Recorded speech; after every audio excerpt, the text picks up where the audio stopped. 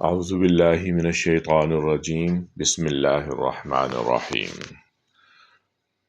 سورہ فاتحہ کا تعارف اور ترجمہ۔ اس کا نام الفاتحہ اس کے مضمون کی مناسبت سے ہے۔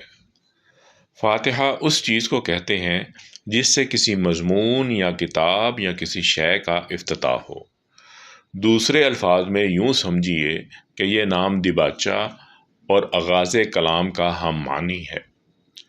زمانہ نزول، یہ نبوت محمدی صلی اللہ علیہ وسلم کے بالکل ابتدائی زمانے کی صورت ہے، بلکہ معتبر روایات سے معلوم ہوتا ہے کہ سب سے پہلی مکمل صورت جو محمد صلی اللہ علیہ وسلم پر نازل ہوئی وہ یہی ہے۔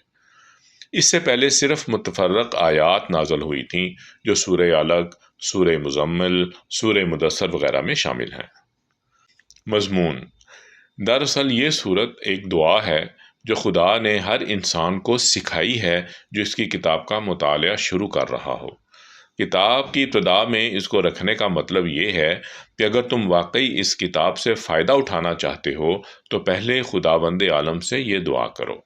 انسان فطرتاً دعا اسی چیز کی کیا کرتا ہے جس کی طلب اور خواہش اس کے دل میں ہوتی ہے، اور اسی صورت میں کرتا ہے جبکہ اسے یہ احساس ہو کہ اس کی مطلوب چیز اس ہستی کے اختیار میں ہے جس سے وہ دعا کر رہا ہے۔ پس قرآن کی ابتدا میں اس دعا کی تعلیم دے کر گویا انسان کو یہ تلقین کی گئی ہے کہ وہ اس کتاب کو راہ راست کی جستجو کے لیے پڑھے، طالب حق کسی ذہنیت لے کر پڑھے، اور یہ جان لے کہ علم کا سرچشمہ خداوند عالم ہے، اس لیے اسی سے رہنمائی کی درخواست کر کے پڑھنے کا آغاز کریں۔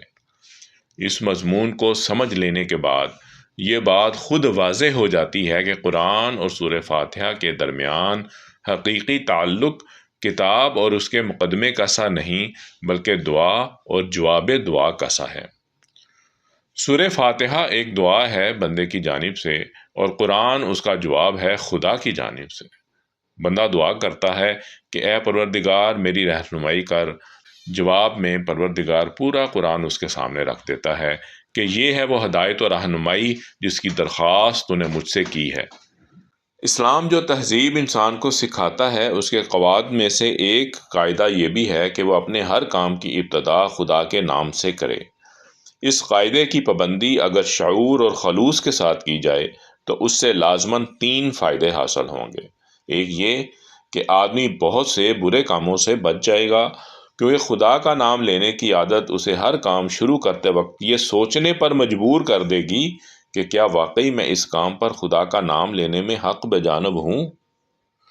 دوسرے یہ کہ جائز اور صحیح اور نیک کاموں کی ابتدا کرتے ہوئے خدا کا نام لینے سے آدمی کی ذہنیت بالکل ٹھیک سمت اختیار کر لے گی، اور وہ ہمیشہ صحیح ترین نقطے سے اپنی حرکت کا آغاز کرے گا۔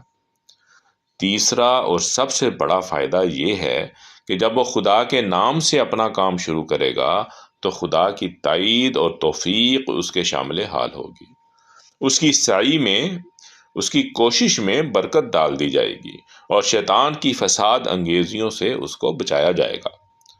خدا کا طریقہ یہ ہے کہ جب بندہ اس کی طرف توجہ کرتا ہے تو وہ بھی بندے کی طرف توجہ فرماتا ہے۔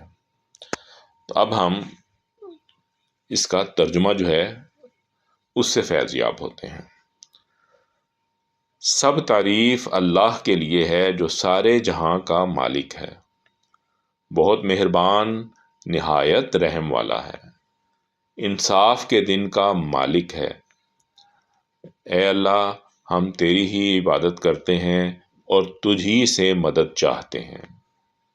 اے پاک پروردگار، ہم کو سیدھا راستہ دکھا، ان لوگوں کا راستہ جن پر تو نے فضل کیا، ان کا راستہ نہیں جن پر تیرا غضب ہوا، اور نہ ان لوگوں کا راستہ جو تیرے راستے سے بھٹک گئے۔ صدق اللہ العظیم۔